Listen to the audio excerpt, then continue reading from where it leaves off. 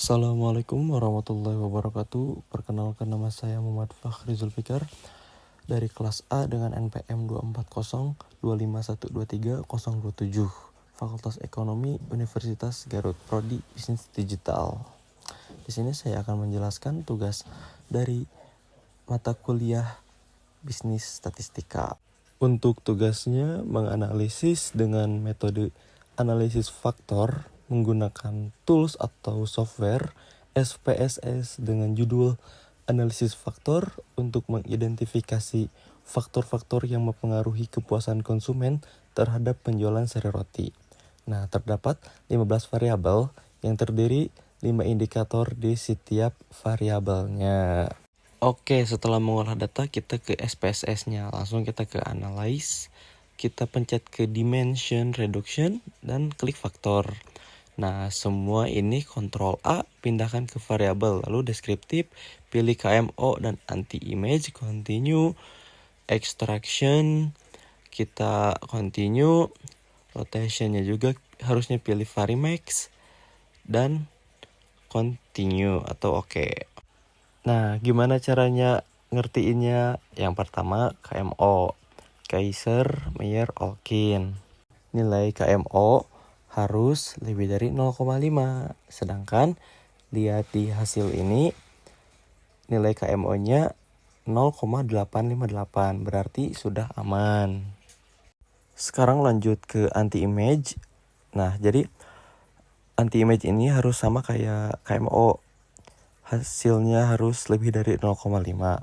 Dan setelah kita analisis atau kita lihat, ternyata di X6 dan X7 ada angka yang kurang dari 0,5.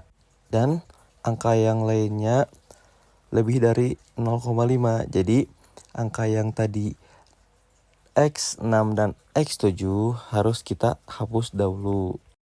Dan inilah tampilan sesudah kita hapus X6 dan X7-nya.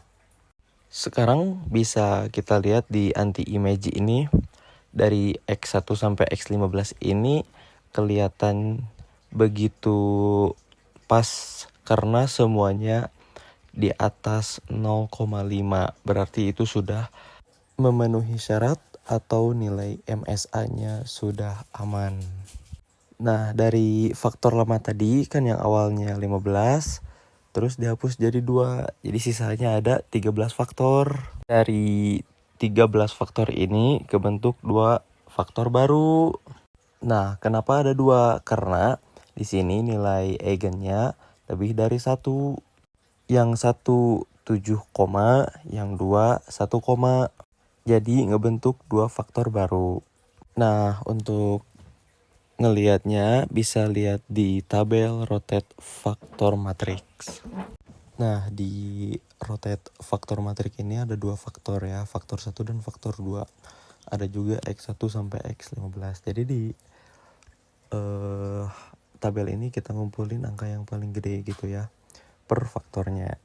Di faktor 1 ada X1 0,8, X2 0,6, X10 0,6, X11 0,8, X12 0,7, X13 0,6, dan X15 0,5.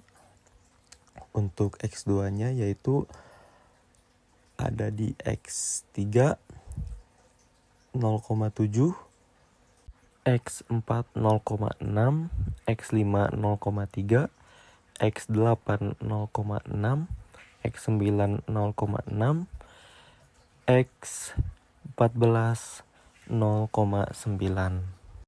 Jadi yang masuk ke faktor pertama adalah X1, X2, X10, X11, X12, X13, dan X15.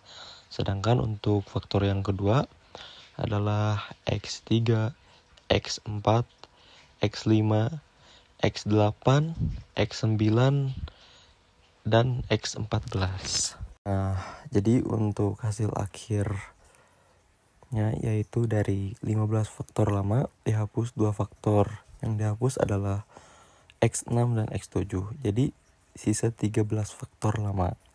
Dari 13 faktor lama akan terbentuk 2 faktor baru. Nah, faktor 1 dan faktor 2. Faktor pertama isinya ada X1, X2, X10, X11, X12, X13, X15. Nah, faktor 1 ini isinya tentang faktor produk dan layanan. Untuk faktor 2 isinya ada X3, X4, X5, X8, X9, dan X14. Nah, faktor 2 ini isinya tentang faktor tampilan dan keawetan produk.